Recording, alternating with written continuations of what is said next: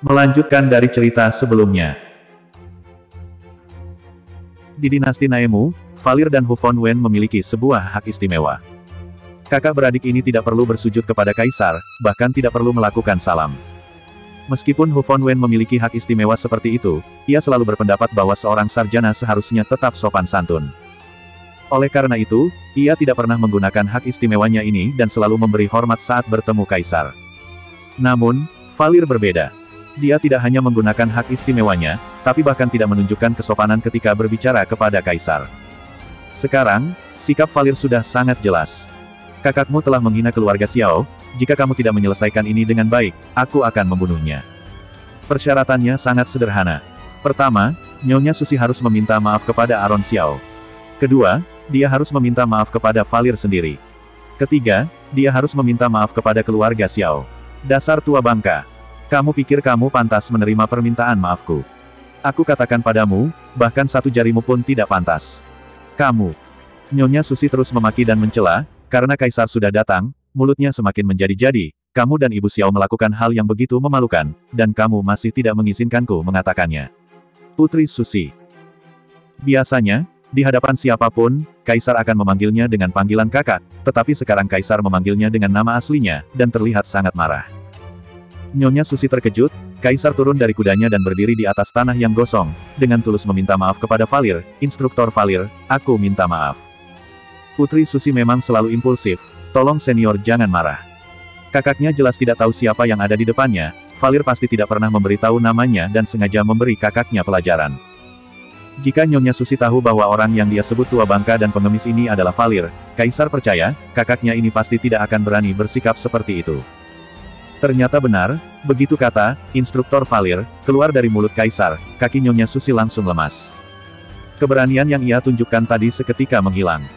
Bahkan bibirnya gemetar, kata-kata yang tadi penuh kebencian, seakan-akan sulit untuk diucapkan. Nama Valir, siapa yang tidak tahu? Siapa yang tidak mengerti? Iblis puisi, jika tidak gila, tidak akan diberi julukan seperti itu. Dia berjalan di dinasti Naemu, tapi berdiri di luar aturan dinasti Naemu, benar-benar seperti versi lebih tinggi dari Aron Xiao. Terutama bagi bangsawan, nama Valir sangat terkenal. Nyonya Susi merenungkan setiap kata yang baru saja dia ucapkan, setiap hurufnya terasa seperti tusukan jarum yang menusuk dirinya sendiri. Dia bahkan memfitnah Valir dan ibunya Aron Xiao. Nyonya Susi tiba-tiba lemas, dengan kecepatan yang mengagetkan Aron Xiao, dia langsung berlutut, aku beri hormat pada instruktur Valir. Valir tidak memiliki jabatan resmi di istana. Karena itu, kaisar sebelumnya memberinya jabatan sebagai instruktur, bahkan mendirikan sebuah pustaka Qing Yuan khusus untuk Hu Fongwen dan Valir. Valir sedikit membuka mulutnya, belum sempat bicara, Nyonya Susi langsung menyadari situasinya, dan dengan tulus bersujud. Aku telah bersikap tidak sopan. Aku telah mencemarkan nama baik instruktur, silakan hukum aku. Air mata pun jatuh satu persatu dari mata Nyonya Susi, berusaha membuat Valir merasa kasihan padanya yang hanya sebagai seorang wanita dan anak angkat kaisar sebelumnya. Ini adalah pertama kalinya Aron Xiao melihat Nyonya Susi berlutut dan bersujud kepada seseorang. Dia tiba-tiba tertawa, ternyata ada juga orang yang ditakuti Nyonya Susi. Nyonya Susi yang melihat Aron Xiao tertawa merasa sangat kesal, tapi, dia tidak berani menunjukkannya, dan terus berlutut di hadapan Valir. Kamu harus meminta maaf kepada Aron Xiao dan keluarga Xiao, bukan kepadaku. Suara Valir terdengar tua dan sedikit serak, namun penuh dengan kewibawaan. Nyonya Susi tidak berani mengangkat kepala, dan dia memberikan tatapan penolakan ke arah kaisar. Kaisar berdiri dengan tangan diletakkan di belakang punggungnya, memberinya isyarat untuk mengikuti perintah Valir. Meminta maaf kepada seorang menantu yang tidak diinginkannya. Atas dasar apa? Kenapa? Apakah kamu merasa bahwa muridku tidak pantas untuk itu? Saat Valir mengucapkan kata-kata itu, Nyonya Susi gemetar. Kaisar juga terperangah. Semua orang dengan penuh keheranan menatap Aron Xiao.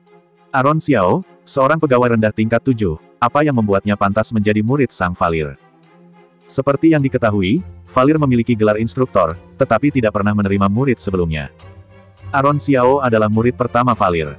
Menurut senioritas Valir, jika Aron Xiao adalah muridnya, maka Aron Xiao setara dengan kaisar yang sekarang. Kaisar pendiri dinasti Naemu adalah kakek dari kaisar sekarang. Sedangkan Valir adalah orang yang dipanggil kakak oleh kaisar pendiri. Ayahnya kaisar, bahkan harus memanggil Valir dengan sebutan paman. Selama Aron Xiao adalah murid Valir, jangankan Nyonya Susi, bahkan Aron Xiao pun bisa menerima sujud dari kaisar. Jika Nyonya Susi dan Kaisar berada di sini lebih awal, dan melihat betapa niatnya Valir ingin menjadikan Aron muridnya, tapi Aron selalu menolak, tidak tahu bagaimana ekspresi kedua orang itu. Pasti akan sangat kaget. Aron Xiao yang sebelumnya enggan untuk memberikan penghormatan pada Valir dan memanggilnya guru, sekarang, demi Nyonya Susi, ia dengan segera memberikan hormat 3 kali. Instruktor, mohon terimalah penghormatan dari muridmu ini. Kali ini, Aron Xiao memberikan sujud dengan penuh semangat dan tegas. Nyonya Susi sangat marah, sialan, bagaimana ada sesi penghormatan pada guru seperti ini. Jelas bahwa Aron Xiao sama sekali bukan murid Valir. Baiklah, baiklah. Valir tersenyum puas, dan dengan lembut mengelus kepala Aron Xiao. Tadi mendengar Valir mengatakan dirinya akan menjadi gurunya, bahkan membakar kediaman Nes untuk menunjukkan kemampuannya, Aron Xiao selalu menolak tawaran Valir untuk menjadikannya sebagai muridnya. Sekarang, begitu mendengar dia diangkat sebagai murid, dan statusnya menjadi lebih tinggi dari Nyonya Susi, dia dengan cepat menyetujuinya. Murid yang begitu tak tahu malu ini, Valir sangat menyukainya. Setelah menjalani upacara penghormatan, di bawah pandangan iri dan cemburu semua orang, Aron Xiao berdiri di samping Valir. Namun, memangnya kenapa menjadi murid Valir, apakah Aron Xiao berani menuntut permintaan maaf dari Nyonya Susi? Nyonya Susi meremehkannya, dia bertaruh bahwa pengecut ini tidak akan berani. Putri Agung, kamu tidak meminta maaf dan bersujud, apakah kamu meremehkan guruku? Tak disangka, Aron Xiao tidak hanya berani. Dia bahkan menggunakan status Valir di depan Kaisar. Kamu. Nyonya Susi memelototinya dengan marah. Ayo minta maaf. Aron Xiao berkata dengan dingin, nadanya tidak perlu dipertanyakan lagi, sekeras apa suaramu saat memfitnah ibuku barusan, kamu harus meminta maaf sekeras itu juga. Kalau tidak, takutnya aku tidak bisa mendengarnya. Kamu. Wajah Nyonya Susi memerah, tapi Valir berdiri di sana seperti dewa. Dia tidak berani membangkang. Harus patuh. Valir memiliki andil besar dalam keseluruhan dinasti Naemu. Sedangkan dirinya hanya seorang putri agung. Namun berlutut di depan Aron Xiao, dia sangat enggan. Apakah Aron Xiao pantas? Dirinya hanya mengucapkan 2 kata tentang keluarga Xiao, dan Valir juga sudah menghajarnya. Sekarang masih memintanya berlutut di depan Aron Xiao, bukankah ini sengaja menghinanya? Merusak reputasi keluarga Xiao dan membuat ibu Xiao merasa malu, di mata Nyonya Susi, itu seolah-olah tidak masalah sama sekali. Sudah cukup. Sungguh sudah cukup. Darah di tangan Aron Xiao telah mengering, ujung jari terasa nyeri, dan seluruh tubuhnya terasa sangat sakit. Baiklah, jadi dia tidak ingin berlutut, tidak ingin bersujud, dan tidak ingin meminta maaf. Tidak tahu, menghina guruku, bahkan ingin membunuh murid guruku, hukuman apa yang akan dijatuhkan? Aron Xiao pura-pura tanpa sengaja melihat tangannya yang terluka, bahkan sengaja menarik napas dalam-dalam, menunjukkan ekspresi kesakitan. Semua orang tahu betul hukuman yang dimaksud, dan Valir dengan jelas menjawab tanpa basa-basi atau kepura-puraan, tentu saja itu adalah tindakan yang dapat dihukum mati. Artinya, pilihan yang diberikan oleh Aron Xiao dan Valir kepada Nyonya Susi adalah, minta maaf atau mati. Tidak heran Valir menerima Aron Xiao sebagai murid. Nyonya Susi menggigit bibirnya, ternyata guru dan murid keduanya adalah orang yang tak tahu malu. Sungguh tak tahu malu. Mengancam seorang wanita seperti ini. Apakah kamu sedang memakiku tak tahu malu? Valir berkata dengan tegas, membuat Nyonya Susi ketakutan, dan terkejut. Apakah dia? Dia juga bisa membaca pikiran orang. Awalnya, aku mempertimbangkan kakekmu dan memutuskan untuk memaafkanmu. Valir berkata dengan muram, itu membuat Nyonya Susi sangat ketakutan karena dia menyadari bahwa Valir mungkin memiliki kemampuan membaca pikiran. Hal yang paling menakutkan di dunia adalah ketika pikiran gelap dan kotor seseorang terbaca oleh orang lain. Sekarang, Nyonya Susi seolah-olah seperti orang yang tidak mengenakan apa-apa, terpapar di depan Valir. Nyonya Susi segera berlutut. Orang-orang di sekitar berseru kaget.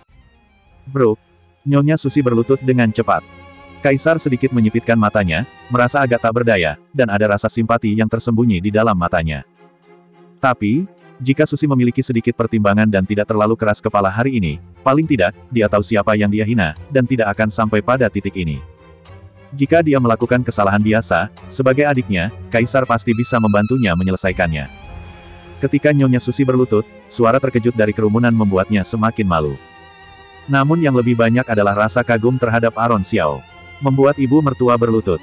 Dan ibu mertuanya ini adalah seorang putri agung. Ini adalah hal yang belum pernah terjadi sebelumnya dalam sejarah dinasti Naemu. Aron Xiao bisa dibilang menantu terhebat. Tentu saja, cakupan terhebat ini hanya berlaku untuk menantu yang tidak disukai oleh mertuanya. Selama Aron Xiao adalah seorang menantu yang tidak disukai, tidak peduli seberapa kuat atau siapa yang mendukungnya, pada dasarnya perlakuan yang diterima tidak akan berubah, dia akan tetap berada di lapisan terbawah keluarga Qin. Selain itu, Valir sudah sangat tua, tidak ada yang tahu berapa lama lagi dia akan hidup, apa yang bisa dia ajarkan pada Aron Xiao. Wajah Nyonya Susi yang berlutut di bawah sudah merah, dengan suara sepelan suara nyamuk dia berkata. Maaf, tadi aku sembarangan bicara dan memfitnah instruktur Valir. Aron Xiao mendengus dingin, tatapannya tajam. Kelak aku akan berbicara lebih bijak dan hati-hati, tidak akan mengecewakan instruktur Valir. Tidak, terdengar. Aron Xiao menggosok telinganya, dia tidak peduli dengan permintaan maaf Nyonya Susi, yang dia inginkan adalah menghilangkan omongan-omongan masyarakat tentang ibunya. Nyonya Susi berbicara begitu pelan, orang-orang yang mencoba mendengarkan dengan teliti sama sekali tidak bisa mendengarnya. Kamu. Aron Xiao semakin menjadi-jadi. Nyonya Susi ingin marah lagi, tapi siapa sangka, Aron Xiao menjadi semakin berteriak. Lebih keras lagi. Suara Aron Xiao bergema seperti lonceng besar, membuat semua orang tercengang. Apakah Aron Xiao sudah gila? Meskipun dia adalah murid Valir, di depan Kaisar, tidak bisakah dia memberikan sedikit wajah kepada Putri Agung? Ekspresi wajah mereka seolah menyalahkan Aron Xiao karena terlalu perhitungan. Aron Xiao marah. Atas dasar apa? Nyonya Susi telah merusak citra keluarga Xiao. Jika bukan karena status Valir yang tinggi, keluarga Xiao tidak akan pernah dapat memperbaiki reputasi mereka. Keluarga Xiao akan hidup dalam kecaman orang-orang. Semua orang akan menganggap Aron Xiao sebagai keturunan haram. Semua orang akan mengejek ayahnya Aron Xiao yang tidak meninggalkan keturunan. Semua orang akan menghujat ibunya Aron Xiao sebagai wanita jalang. Apakah Nyonya Susi bisa menanggung semua itu? Menyuruh dia membersihkan nama baik keluarga Xiao di depan umum, kenapa justru Aron Xiao yang disebut perhitungan? Seorang pria boleh dibunuh, namun tidak boleh dihina. Aron Xiao tidak akan membiarkan sebutan, keturunan haram, melekat padanya seumur hidup. Mata Aron Xiao merah darah, meskipun Kaisar ada di sana, itu tidak akan mengubah apapun. Bahkan jika hari ini tidak ada Valir di sini, dia juga akan berusaha sebisanya untuk mengembalikan kehormatan keluarga Xiao. Aron Xiao akan membuat Nyonya Susi membayar setiap kata yang dia ucapkan. Jika kamu tidak berbicara lebih keras, aku akan membunuhmu, kata Aron Xiao dengan dingin. Sama seperti yang kamu lakukan padaku hari ini. Aku bukan wanita sepertimu, ketika aku bertindak, pasti akan langsung berhasil. Aron Xiao berkata dengan tegas. Kaisar terkejut ketika mendengar kata-kata itu, Putri Susi ingin membunuh Aron Xiao. Nyonya Susi menatapnya dengan tak bisa percaya. Di dalam perkataan tegas Aron Xiao, dia benar-benar tidak bisa menemukan sedikit pun belas kasihan. Hahaha, sungguh konyol. Nyonya Susi diancam oleh seorang menantu. Berlutut masih tidak cukup. Minta maaf juga masih tidak cukup. Ada lagi, jika kamu tidak membersihkan nama baik keluarga Xiao, Malek Qin, kamu tidak akan pernah bisa menikahi Putri Tong seumur hidupmu. Pernyataan Aron Xiao ini menyentuh titik sensitif dalam hati Nyonya Susi. Apakah kamu punya kemampuan untuk menghentikan Putri Tong menikah dengan putraku? Kamu berani? Nyonya Susi berkata dengan kesal, sambil menggertakkan giginya. Aku tidak punya kemampuan. Nyonya Susi tahu bahwa Aron Xiao hanya bisa mengancam. Aku memang tidak punya kemampuan untuk menghentikan Putri Tong menikah dengan Malek Qin, tapi aku punya kemampuan untuk membunuh Malek Qin. Dengan begitu, meskipun kamu memiliki kemampuan menikahkan Putri Tong, dia juga tidak akan bisa menikah dengan Malek Qin, bukan? Pikiran Aron Xiao membuat Nyonya Susi gemetar. Aron Xiao bisa membuat puisi memesona, membunuh Malek Qin tidak akan menjadi masalah. Dia agak panik dan berkata, apakah kamu lupa pesan kakekmu bahwa kamu harus melindungi orang-orang keluarga Qin? Itu lagi. Metode moral ini benar-benar digunakan dengan sangat lihai oleh Nyonya Susi. Sayangnya, Aron Xiao tidak pernah tertipu oleh trik ini. Apa yang dikatakan oleh kakek, tentu saja aku tidak lupa. Jika aku membunuh Malek Qin, itu juga merupakan pemenuhan janji. Dengan membunuh Malek Qin, maka Malek Qin tidak akan berada dalam bahaya. Orang mati tidak akan berada dalam bahaya. Tidak ada bahaya sama saja dengan melindunginya, bukan? Jadi itu tidak melanggar janji. Valir tak kuasa menahan tawa. Mata Nyonya Susi terbelalak, mulut Aron Xiao sungguh tajam.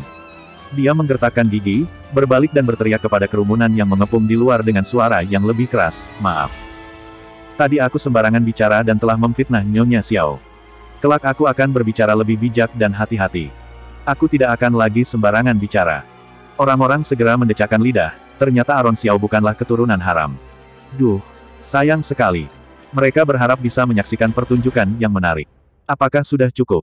Nyonya Susi memelototi Aron Xiao dengan penuh kebencian. Setelah kembali ke kediaman keluarga Qin, lihat bagaimana dia akan memberi Aron Xiao pelajaran.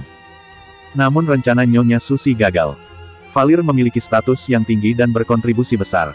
Menurut aturan kaisar sebelumnya, Valir akan dihidupi oleh keluarga kerajaan dinasti Naemu. Artinya, setelah Valir bebas dari penjara, dia seharusnya kembali ke pustaka King Yuan, tempat yang dia dirikan, ia sudah seharusnya tinggal di sana. Kedatangan kaisar kali ini sebenarnya, selain untuk membela kakaknya, juga untuk menyambut kembalinya Valir ke pustaka King Yuan. Dari hal ini bisa dilihat betapa tingginya status Valir. Bahkan kaisar pun harus datang secepat mungkin begitu mendengar berita Valir bebas dari penjara. Siapa bilang aku ingin kembali ke pustaka King Yuan? Valir tampak tidak senang, seolah merasa tidak puas dengan keputusan sepihak kaisar, aku ingin tinggal di tempat yang sama dengan muridku. Setelah berkata demikian, Valir tersenyum licik. Aron Xiao mengangguk setuju dengan senang hati. Bukankah maksud Valir sama saja dengan ingin tinggal di kediaman keluarga Qin? Mata Nyonya Susi terbelalak, ia dengan gila memberikan isyarat mata kepada kaisar. Tidak bisa. Pokoknya tidak bisa. Jika Valir benar-benar tinggal di kediaman keluarga Qin, bukankah Aron Xiao yang sudah begitu sombong dan angkuh ini akan semakin terbang tinggi? Apakah kaisar bisa mengubah keputusan Valir? Tentu saja tidak. Muridku, ayo pulang. Valir mengangkat kepala dengan bangga, lalu Aron Xiao segera mengulurkan tangannya. Guru, silakan. Mereka berdua sangat akur dan bekerja sama dengan baik. Valir sama sekali tidak melihat ke kaisar, sementara Aron Xiao masih ingat tata krama seorang bawahan. Aku mohon pamit dulu, kaisar. Ya, pergilah. Kaisar dengan tak berdaya mengiyakan. Sifat Valir tidak sebaik Hu Fengwen, dia adalah orang yang sulit untuk diurus. Mereka berdua berjalan dengan percaya diri, membuat Nyonya Susi hampir meledak karena kesal. Kaisar, lihatlah dia. Tadi dia mengancam akan membunuh Malek. Kamu harus membalasnya untukku. Aron Xiao seperti ayam jantan yang angkuh. Nyonya Susi sangat tidak tahan melihatnya. Kakak. Kaisar menggeleng lalu membujuknya. Aron Xiao adalah seorang pejabat kerajaan, dia adalah ahli waris keluarga Xiao. Bagaimana kamu bisa berniat membunuhnya? Kelak kamu tidak boleh mempersulitnya lagi. Raut wajah Nyonya Susi berubah, dia sangat kesal. Suara kaisar menjadi lebih lembut, hari ini, aku tahu kamu merasa tidak adil. Namun, Aron Xiao tidak akan benar-benar membunuh Malek. Kamu harus berdamai dengannya. Namun dia telah membawa banyak malapetaka ke keluarga Qin. Kakak, dengarkan aku, berjanjilah kepadaku untuk tidak lagi mencelakai Aron Xiao. Kaisar berkata dengan suara pelan, pelaku yang mencelakai Oman Qin adalah orang Negam Wei. Nyonya Susi terkejut. Yang membantai keluarga Song adalah Aron Xiao. Jika tidak, apakah kamu berpikir Hira bisa kembali dengan selamat setelah diculik? Keluarga Song dibantai, kini Negam Wei sangat takut dengan keluarga Qin. Kaisar membawa Nyonya Susi ke sudut yang terpencil, menjelaskan kronologi peristiwa. Rido Qin adalah orang Negam Wei, dan dia juga tewas di kediaman keluarga Song. Semua ini, aku sudah tahu, hanya saja belum diumumkan. Mendengar ini, wajah Nyonya Susi langsung memucat. Kakinya pun lemas. Dia melihat kebayangan Aron Xiao di kejauhan, apakah benar dia yang membantai orang-orang di kediaman keluarga Song? Nyonya Susi sudah mendengar tentang kondisi mengenaskan di kediaman keluarga Song. Dan ternyata Rido Qin adalah mata-mata. Saat Aron Xiao mengatakan itu, dia tidak percaya, tapi sekarang, setelah Kaisar mengatakannya, Nyonya Susi tidak punya pilihan selain percaya. Selama ini, Nyonya Susi selalu menganggap Aron Xiao adalah orang yang lemah, dan dia sangat sulit menerima perubahan ini. Ditambah lagi, dia baru saja merasa malu di depan banyak orang, sehingga dia merasa marah dan frustasi. Dia tiba-tiba merasa pusing dan pingsan di tempat. Kakak. Bu. Di sana, Nyonya Susi pingsan, sementara Valir dengan senang hati masuk ke kediaman keluarga Qin. Kaisar memerintahkan agar kediaman keluarga Qin melayani Valir dengan baik, serta memberikan banyak hadiah dan uang tunai kepada Valir untuk pengeluarannya sehari-hari. Meskipun Valir dan Hu Fengwen adalah saudara seperguruan, gaya hidup mereka sangat berbeda. Hu Fengwen sederhana, sedangkan Valir sangat royal, dia menginginkan segala hal yang baik. Bahkan jika dia mendapatkannya, dia tidak akan menyimpannya, seringkali memberikannya kepada orang asing. Hu Fengwen rendah hati dan lembut, sementara Valir sombong dan angkuh, bahkan kaisar pun tidak dipandangnya, dan orang-orang keluarga Qin lebih bukan apa-apa baginya. Untuk menyambut tamu istimewa ini, keluarga Qin mengalihkan satu halaman terbaik di kediaman mereka, dan mereka mengatur serta membersihkannya sepanjang malam, memberikan pelayan-pelayan terbaik untuk melayaninya. Semua makanan, minuman, pakaian terbaik mereka diberikan kepada Valir. Aron Xiao masih tinggal di halaman kecilnya sendiri, hidupnya tidak banyak berubah, selain setiap hari harus pergi ke halaman gurunya untuk memberikan salam. Berbicara tentang memberikan salam harian, hal itu sangat menarik. Karena bukan hanya Aron Xiao saja yang perlu memberikan salam harian, bahkan Nyonya Besar Qin, M1 Qin, Malek Qin dan yang lainnya juga perlu datang ke halaman untuk memberi salam kepada Valir. Sebagai murid Valir, posisi Aron Xiao lebih tinggi daripada anggota keluarga Qin, jadi hanya setelah Aron Xiao memberi salam, mereka baru bisa memberi salam. Saat pertama kali memberi salam kepada Nyonya Besar Qin, Aron Xiao sangat kesal. Dia sama sekali tidak senang memberikan salam harian. Sekarang berbeda, dia datang dengan penuh semangat ke halaman gurunya setiap hari, sangat tepat waktu. Melihat anggota keluarga Qin yang angkuh memberikan hormat 3 kali kepada gurunya, dia bisa bahagia sepanjang hari. Peristiwa kebakaran di kediaman Nest selesai begitu saja karena campur tangan Kaisar. Melihat posisi gurunya yang sangat tinggi, kehidupan Aron Xiao menjadi jauh lebih baik. Selain itu, anggota keluarga Qin entah kenapa menjadi lebih tenang, terutama Nyonya Susi, yang tidak lagi sengaja menyulitkannya. Terkadang, pandangan Nyonya Susi pada dirinya bahkan tampak sedikit curiga dan takut yang sulit disadari. Aron Xiao mendengar bahwa pada hari kekacauan di kediaman Nest, ibunya dibawa pulang oleh kakak beradik keluarga Qin, tampaknya telah mengalami ketakutan yang sangat besar. Tidak tahu apa alasannya, yang pasti anggota keluarga Qin tiba-tiba menjadi lebih tenang. Aron Xiao mengira Valir pindah ke kediaman keluarga Qin untuk mengajarinya sesuatu yang hebat, terutama setelah pertempuran di kediaman Nest, dia telah melihat kekuatan Valir.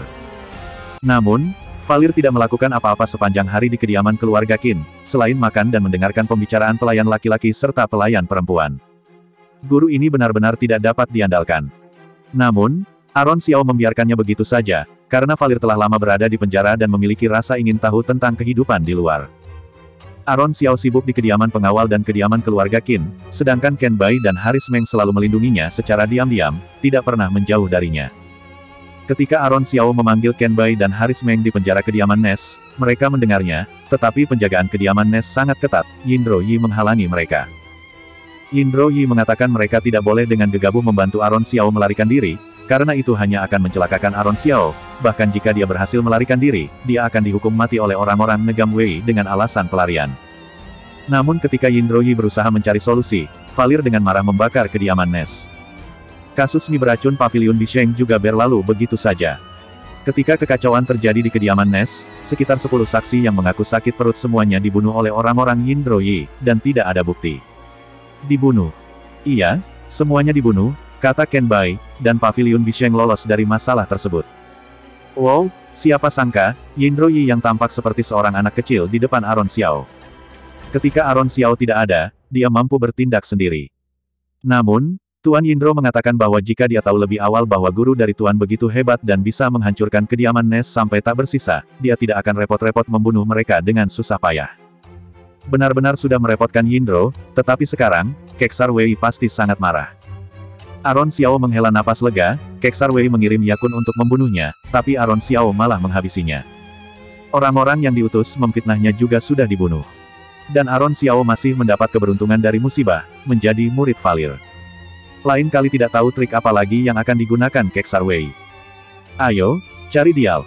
Kalau tidak membalas, itu akan tampak tidak sopan. Bagaimanapun, Aron Xiao adalah seorang pejabat pemerintah, bagaimana mungkin dia ditekan dan dipukuli oleh Keksar Wei. Bahkan jika Keksar Wei adalah seorang raja, dia juga tidak boleh mengintimidasi Aron Xiao seperti ini berulang kali. Aron Xiao dan Ken Bai hampir melangkah ke pintu tetapi Valir menghentikan mereka, berhenti. Kalian mau pergi kemana? Guru, aku perlu keluar sebentar, kata Aron Xiao sambil tersenyum. Gurunya tidak bisa melihat, jadi bagaimana mungkin tahu bahwa dia ingin keluar. Apakah kamu akan pergi untuk balas dendam? Kamu, yang bahkan tidak memahami dasar-dasar literasi, belum berkembang, benar-benar tidak tahu apa yang diajarkan oleh adik seperguruanku padamu. Dengan kemampuanmu saat ini kamu berani bersikap begitu sombong dengan orang keluarga kerajaan. Setelah mengatakan itu, Valir mengangkat Aron Xiao seperti anak ayam kecil. Ken Bai secara naluriah melompat mencoba melindungi majikannya, tetapi Valir mendengus dingin, dan Ken Bai tiba-tiba tidak bisa bergerak, dia hanya bisa melihat Valir membawa majikannya pergi. Aron Xiao merasakan angin bertiup di telinganya, tetapi dia tidak bisa melihat apapun di depannya. Kecepatannya terlalu cepat. Aron Xiao merasa seperti ada tumpukan mozaik di depannya. Yang lebih penting, dia merasa ingin muntah. Guru. Pelan sedikit. Guru. Kita akan kemana? Aron Xiao adalah seorang peringkat pertama ujian istana yang tampan dari dinasti saat ini dan seorang pejabat pemerintah. Diperlakukan seperti burung yang tidak berdaya, setidaknya berikan sedikit rasa hormat. Jika tidak cepat, nyawamu akan melayang. Aaron Xiao terkejut, nyawa. Dia jelas-jelas baik-baik saja. Kecuali beberapa hari terakhir ini, dia merasa dadanya sedikit sakit.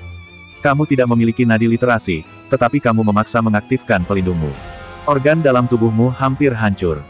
Ketika aku melihatmu di penjara, aku tahu hidupmu tidak akan lama. Kata-kata Valir membuat Aaron Xiao terkejut, kenapa kamu tidak mengatakannya lebih awal? Apa yang terjadi sekarang? Sekarang telah berlalu setidaknya 5 hari sejak pertemuan pertama mereka. 5 hari. Apa yang kamu pahami? Topik berat ini membuat senyuman licik muncul di bibir kering Valir. Ketika kamu hampir di ambang kematian, aku akan menyelamatkanmu, menunjukkan bahwa aku adalah sosok yang penyayang yang sangat baik hati. Mata Aaron Xiao berputar. Sial. Ternyata kehidupan muridnya hanya untuk bersenang-senang. Sekarang adalah musim dingin yang sangat dingin. Hari ini adalah hari ke-6 bulan pertama lunar. Valir membawa Aaron Xiao ke sebuah gunung terpencil di pinggiran kota Amura. Di sini, ada kolam dingin yang tidak banyak orang tahu. Dingin sampai ke tulang. Blub. Tanpa peringatan, Aaron Xiao dilemparkan ke dalam kolam oleh Valir. Guru. Air dingin masuk ke hidung Aaron Xiao, ia basah kuyup dalam kolam yang dingin, dan gemetar kedinginan. Dalam 10 menit berikutnya, dia bisa membeku. Ini untuk apa? Aaron Xiao agak marah, dia tahu, para master hebat cenderung aneh. Apakah kamu ingin hidup? Valir memelototinya. Ingin mengalahkan orang berkuasa. Ingin mengalahkan keluarga kerajaan. Ingin tidak pernah lagi diperlakukan dengan kasar seumur hidup. Valir menanyakan beberapa pertanyaan dengan bersemangat. Aaron Xiao tidak ragu-ragu mengangguk, tentu saja, dia ingin. Tapi, maka pergilah. Aaron Xiao masih ingin mengatakan sesuatu, tetapi Valir tidak ingin mendengarnya. Dia menendangnya ke dalam kolam dingin. Sekarang, bukan hanya dingin, Aaron Xiao bahkan tidak bisa bernapas. Dadanya sangat sakit. Hidup di dinasti Naemu, harus memiliki nadi literasi, bahkan jika kamu adalah seorang pejabat tingkat 7, kamu juga harus memiliki nadi literasi untuk bisa bertahan. Jika tidak, di saat kamu dan Ken Bai bersatu lagi, kamu pasti akan muntah darah dan tewas. Aaron Xiao berada di bawah permukaan air, dia bahkan kesulitan bernapas, bagaimana masih bisa memikirkan hal semacam itu. Tidak perlu menunggu lain kali, sekarang dia sudah hampir mati. Aaron Xiao masih begitu muda, anaknya belum lahir, dia belum melihat pustaka King Yuan dibuka. Rumah judi begitu banyak uang, juga belum sempat dia hamburkan. Gulu-gulu. Air di kolam sangat dingin, Aaron Xiao hampir mati kehabisan napas. Muridku, berjuanglah. Kata Valir dengan serius, nanti setelah kamu mendapatkan pijakan di istana, kamu akan bersyukur kepada guru. Setelah baru bicara hingga setengah, Valir tidak tahan dengan ekspresi serius dirinya dan tersenyum. Sudahlah, tidak perlu bicara panjang lebar. Kamu tetap berada di dalam kolam yang dingin ini dan hanya perlu keluar sesekali untuk bernapas sejenak. Kolam dingin ini menusuk tulang, pasti akan ada masalah jika seseorang berendam di dalam air sedingin ini. Bahkan jika tidak mati, pasti akan lumpuh, menjadi orang cacat. Orang cacat yang memiliki nadi literasi, lebih tidak ada masa depan dibanding sekarang. Aaron Xiao sangat menentang, dia hidup di zaman modern dan tahu bahwa cedera dingin bukanlah lelucon. Valir menyalakan api di tepi kolam, membuat dirinya nyaman, dia pura-pura tidak mendengar protes Aaron Xiao, dan berkata sambil memandang api, aku sudah tua, tidak bisa dibandingkan dengan anak muda, tanpa api, tulang-tulangku terasa sakit. Sialan, Aaron Xiao memutar matanya, apakah sesakit yang ia rasakan sekarang? Guru. Tolong biarkan aku naik. Aaron Xiao sangat kedinginan dan ingin keluar dari kolam, tapi Valir mengambil sebuah batu dan melemparkannya dengan cepat, menjatuhkan Aaron Xiao kembali ke dalam air. Plak. Aaron Xiao jatuh lagi ke dalam kolam yang dingin, seluruh tubuhnya sudah kaku dan tidak bisa bergerak. Dasar Pak Tua. Apakah kamu paham memberikan pengajaran sesuai dengan kemampuan seseorang? Apakah kamu tahu konsep progresif? Aaron Xiao marah dan protes, kalau aku menjadi lumpuh, bagaimana aku bisa menjalankan tugas sebagai pejabat? Api berkobar dan mengeluarkan aroma kayu bakar yang harum, Valir berkata sambil tersenyum, aku memang ingin kamu menjadi lumpuh. Apa? Aaron Xiao yang kaku bergidik, kamu datang ke sini bukannya untuk menyembuhkanku. Valir dengan santai menjawab, muridku, mati dulu, baru hidup lagi. Aaron Xiao marah hingga kesulitan bicara. Sungguh dingin. Sangat dingin. Setelah meninggal, apakah rasanya sedingin ini? Tidak ada kehangatan sedikit pun, Aaron Xiao sangat ingin mendapatkan kehangatan dan cahaya. Aaron Xiao menatap api itu, pandangannya semakin kabur, dan semakin kabur. Di sisi lain, Dinasti Naemu mendekati perayaan Tahun Baru, setiap keluarga menyiapkan makanan untuk perayaan, permen, hiasan Tahun Baru, sangat meriah. Namun, setiap kali di saat-saat seperti ini, Aula Neom sangat sunyi. Putri Tong telah tiba di dinasti Naemu beberapa tahun, setiap tahunnya, kecuali saat malam Tahun Baru saat dia masuk istana untuk menghadiri pesta istana, biasanya dia merayakan Tahun Baru sendirian bersama para pelayan. Semua keluarga berkumpul, hanya Putri Tong yang merasa semakin kesepian. Setelah cintanya ditolak oleh Aron Xiao, hatinya semakin terluka, dia merasa sangat sedih. Dia bahkan tidak makan dengan baik selama beberapa hari, sehingga tubuhnya semakin kurus, tapi tetap terlihat sangat menawan. Seorang pelayan berpakaian kuning masuk dengan tergesa-gesa, "Putri. Gawat, ada berita penting tentang Aron Xiao." "Berita apa?" Nama Aron Xiao membuat Putri Tong kembali bersemangat, "Cepat katakan." Sudah kubilang, dia akan mendapatkan karma karena telah menolak Putri," kata pelayan dengan bangga dan misterius. "Aron Xiao sekarang lumpuh. Dengar-dengar, setengah tubuhnya tidak bisa bergerak. Dia telah menjadi orang lumpuh." Putri Tong langsung bangkit dan sangat terkejut, kapan ini terjadi? Bagaimana dia bisa tiba-tiba menjadi lumpuh? Pelayan menggelengkan kepala, "Aku tidak tahu, kabar ini telah menyebar ke seluruh kota." Kabar buruk selalu menyebar dengan cepat. Sebelumnya, orang-orang sudah mengatakan bahwa keluarga Qin akan sial tahun ini, dan itu semua karena Aron Xiao. Sekarang, akhirnya giliran Aron Xiao sendiri yang terkena sial.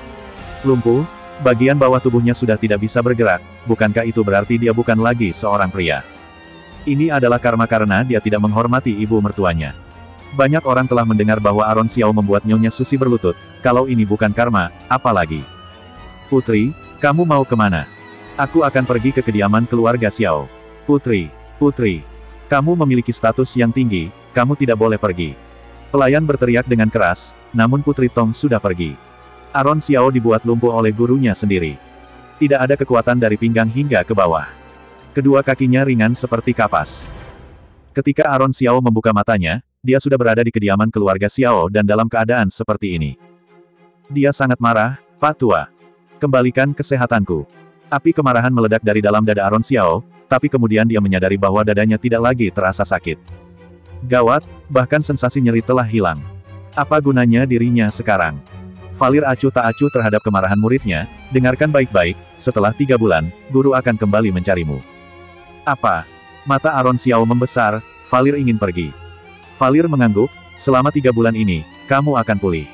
Kursi roda sudah aku siapkan untukmu. Kamu ingin guru melakukan apa lagi?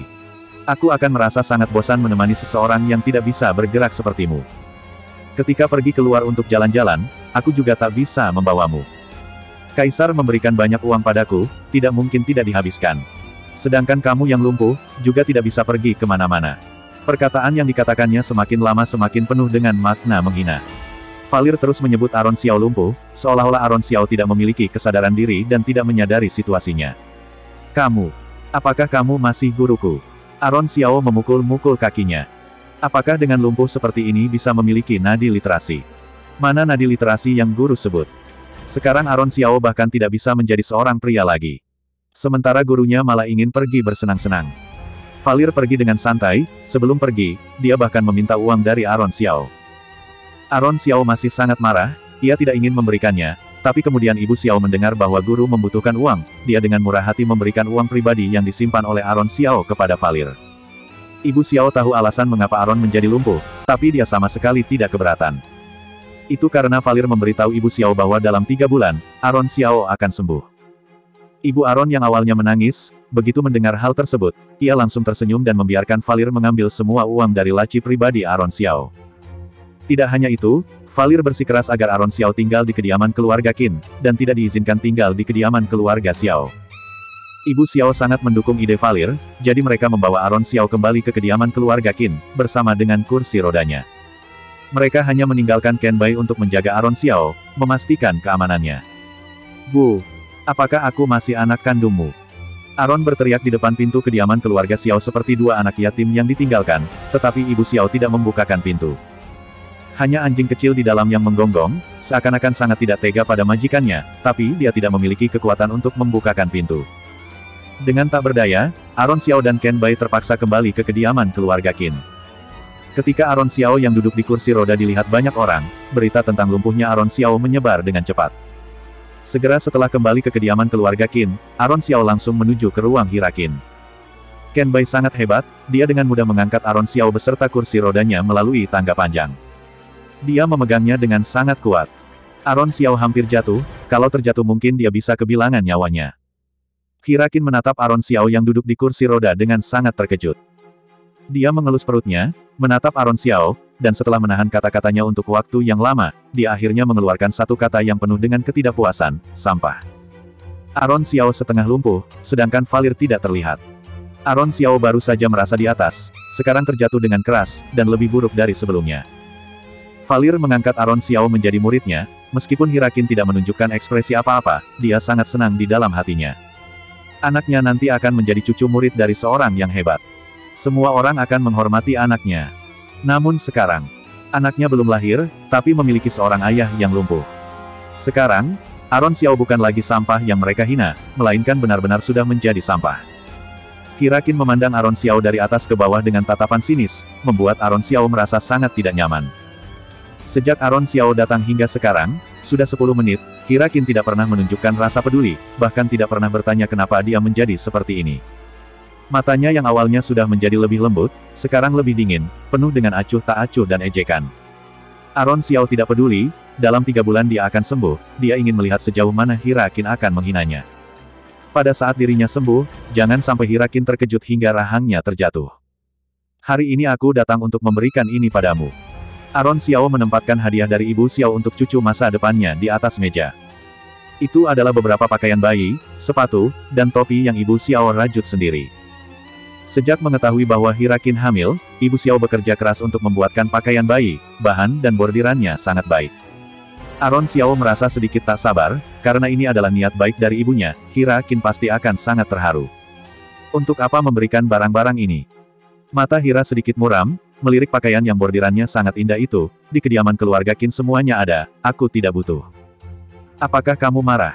Aaron Xiao mengerutkan kening, apakah dia telah membuatnya marah baru-baru ini? Mendengar itu, Hirakin sedikit menggigit bibir tipisnya, kamu tidak tahu aku sedang marah. Tidak tahu. Aaron Xiao dan Ken Bai saling memandang. Akhir-akhir ini apa yang dirinya lakukan sehingga membuatnya marah? Hati wanita paling sulit dipahami. Ken Bai menggelengkan kepala dan mengangkat bahunya. Kalau menggunakan kata-kata majikannya, dia adalah seorang bujangan, mengajukan pertanyaan seperti ini kepada seseorang yang tidak memiliki istri, bukankah itu sia-sia? Ekspresi Aaron Xiao yang polos dan terlihat bingung, seperti melempar minyak panas ke dalam api amarah Hirakin. Hirakin dengan keras menepuk meja, kamu tidak tahu apa yang membuatku marah. Baru-baru ini, kamu membuat ibuku meminta maaf di jalanan. Selain itu, kamu sudah menerima 4 selir. Liontin karang yang kamu berikan padaku dibakar oleh orang lain, kamu membiarkannya begitu saja. Kamu hanya diam dan tidak melakukan apa-apa. Apakah kamu tidak bisa memberikan satu lagi padaku? Dan sekarang, kamu bahkan sudah lumpuh. Cekak. Oh, ternyata hanya beberapa masalah kecil yang tidak penting. Aaron Xiao melambaikan tangannya dan tersenyum, aku pikir masalah besar apa. Hirakin marah hingga wajahnya merah padam, membuatnya terlihat semakin menarik. Lihatlah ekspresi acuh tak acuh Aaron Xiao ini. Dengar saja, apakah ini perkataan yang dikatakan seorang manusia? Jika ini bukan masalah besar, jadi seperti apa masalah besar itu? Apakah harga diri Nyonya Susi bukan masalah besar? Apakah menerima selir bukan masalah besar? Apakah dia tidak menerima hadiah bukan masalah besar? Sekarang Aaron Xiao lumpuh, kenapa dia tidak memberikan penjelasan sedikit pun? Aaron Xiao tidak hanya tidak memberikan penjelasan, dia malah melemparkan pernyataan modern yang meremehkan. Hira, di dunia ini, kecuali hidup dan mati, semuanya hanyalah masalah sepele. Masalah sepele. Hirakin marah dan mencubit telapak tangannya hingga sakit, aku mengatakan semua ini, bukan untuk membuatmu mengajariku. Tidak masalah, dengan demikian mentalmu akan lebih sehat, kata Aaron Xiao sambil tersenyum. Ken Bai ingin tertawa tapi tak berani, hanya bisa berusaha sebisanya untuk menahan tawa. Kamu masih bisa berdalih. Pergi sana. Cepat pergi. Dia tidak bisa menang berbicara dengan Aaron, ia mengambil pakaian yang dibuat oleh Ibu Xiao dan melemparkannya dengan keras ke tubuh Aaron Xiao. Aku tidak butuh orang cacat sepertimu. Ingin membujukku dengan beberapa pakaian jelek ini. Pergi dari sini. Aku tidak ingin melihatmu lagi. Pakaian anak-anak sangat ringan, tapi ketika jatuh di atas tubuh Aaron Xiao, dia merasa agak berat. Aaron membungkuk untuk mengambil pakaian yang telah dibuat dengan susah payah oleh ibunya. Ken Bai, Ayo pergi. Jika ini terjadi di masa lalu, Aron Xiao pasti akan memberikan balasan dengan perkataan yang sama kejamnya. Namun hari ini, demi anaknya, dan tubuhnya yang seperti ini dia memilih untuk tidak melawan. Di dunia ini, hanya dengan menunjukkan kekuatan sebenarnya, seorang pria baru bisa dihargai oleh seorang wanita. Hirakin marah bukan karena beberapa masalah itu, apakah dia tidak tahu kenapa Nyonya Susi meminta maaf di jalanan. Bahkan Kaisar pun tidak mengatakan apa-apa. Apa yang bisa dia katakan?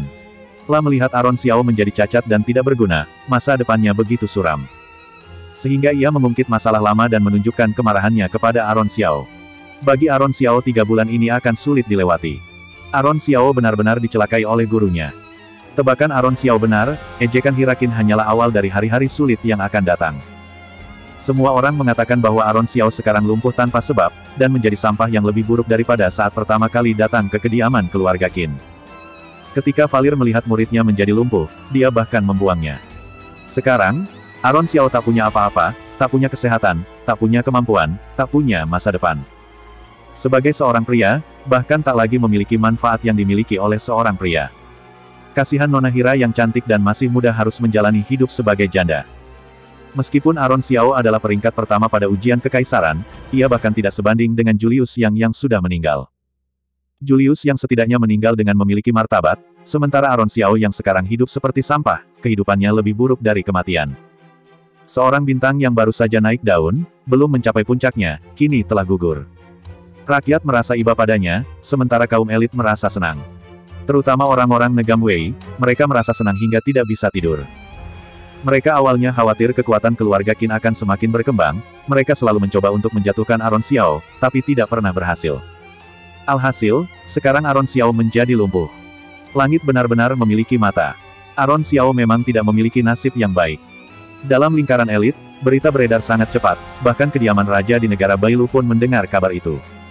Aron Xiao lumpuh. Keksar Wei mengerutkan kening. Iya, Raja. Aron Xiao sekarang harus menggunakan kursi roda untuk bergerak, kediaman keluarga Qin bahkan tidak menganggapnya lagi, hanya tersisa Ken Bai di sisinya.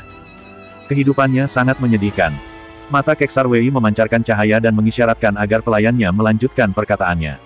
Pelayan itu berkata dengan bersemangat, penduduk kota Amura sudah mendengar kabar ini. Aron Xiao di kediaman keluarga Qin, sekarang bahkan tidak punya air untuk diminum. Ketika Valir melihat muridnya lumpuh, dia langsung membuang Aron Xiao dan menghilang. Bukankah Ken Bai memiliki kemampuan yang hebat, kenapa dia tidak membuat masalah dengan kediaman keluarga Qin? Kenapa tidak membuat masalah? Itu karena dia tidak bisa menang melawan mereka. Sejak Aron Xiao menjadi lumpuh, kekuatan bertarung Ken Bai telah menurun, kediaman keluarga Qin adalah keluarga jenderal, mereka tidak akan mengizinkan Aron Xiao berbuat lancang. Jadi sekarang Aron Xiao menjalani hidup seperti anjing. Ucap Keksar, ada sedikit kecerahan di tatapannya.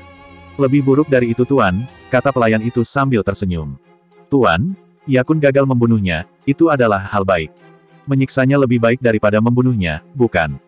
Ya, membuat Aron Xiao menderita setengah mati lebih baik daripada membunuhnya. Keksar Wei memainkan kipas di tangannya, dendam ayahnya yang dibunuh, tidak akan pernah dilupakan.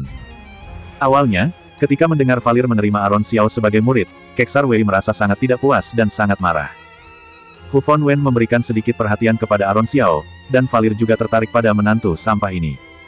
Sayangnya, meskipun Aron Xiao mungkin populer untuk sesaat, sekarang dia hanya memiliki tubuh yang lumpuh.